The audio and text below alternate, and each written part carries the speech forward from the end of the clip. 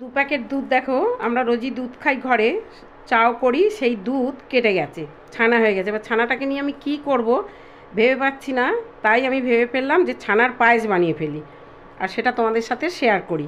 তাই এই যে ছানার পায়েস বানাবো বলে দেখতে পাচ্ছ এখানে আমি দুধ ফোটাতে দিয়ে দিয়েছি অলরেডি, দুধটা ফুটছে আর একটু জোর দিয়ে দিচ্ছি, এই যে টকবক করে ফুটছে দেখছি। এবার আমি আর একটা কথা টিপস বলে রাখি, এতে সামান্য না দেওয়ার মতো এক চিমটি নুন দিয়ে দুধটা সেদ্ধ করবে, তাহলে স্বাদটা খুব ভালো আসবে যে কোনো পায়েসেই। আবার আমি কমিয়ে নিলাম, নিয়ে এবার আমি দেখছো টকবক করে কেমন ফুটছে। এবার আমি প্রথমেই ছানাটা তুলে দিচ্ছি, এতে যে এতটা ছানা এটাকে আমি পুরো ঢেলে দিচ্ছি,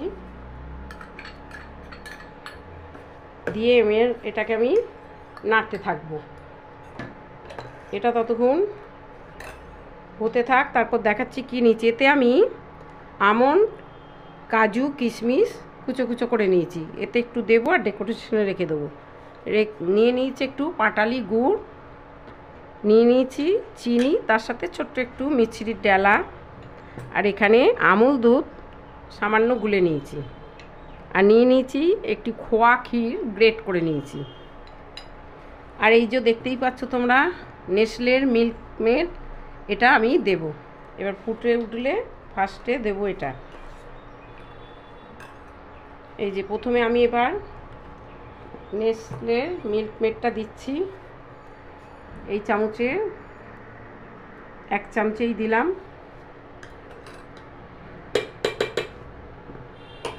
এরপরে আমি দিয়ে দিচ্ছি এতে চিনিটা দিয়ে দেবো, মিছরি আর চিনিটা।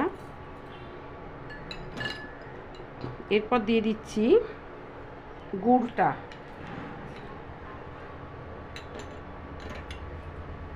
এগুলো দিয়ে আমি ভালো করে নাড়তে থাকবো যতক্ষণ না চিনি মিছরি এগুলো মেল্ট হতে থাকছে, ততক্ষণ আমি একটু নাড়িয়ে যাব।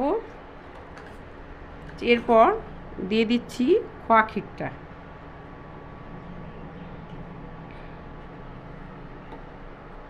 আর ডেকোরেশনের জন্য এখানে নিয়ে নিয়েছি কেশর।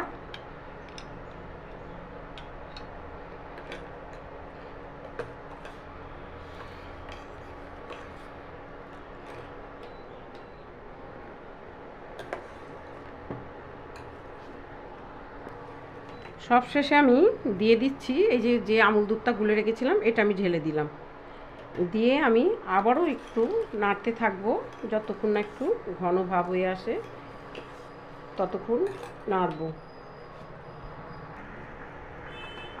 এবার আমি সব শেষে কাজু কিশমিশ যেগুলোই কুচানো ছিল দেখতে পাচ্ছ, এগুলো দিয়ে দিলাম, দিয়ে আমার এটা ছানার পায়েসটা রেডি। এবার আমি এটা অফ করে দিচ্ছি, দিয়ে চলো সার্ভ করে দেখাবো। তোমরা দেখতে পাচ্ছ আমার ছানার পায়েস রেডি, এই দুটো বাটিতে আমি সার্ভ করে নিয়েছি। এবার আমি এতে ডেকোরেশন করে নিচ্ছি, সেই দেখতেই পাচ্ছ কিশমিশ, আমন্ড, কাজু যেটা ছিল আমি রেখে দিয়েছিলাম ডেকোরেশনের জন্য, এর উপর ছড়িয়ে দিলাম। এরপর এতে দিয়ে দিচ্ছি কেশর,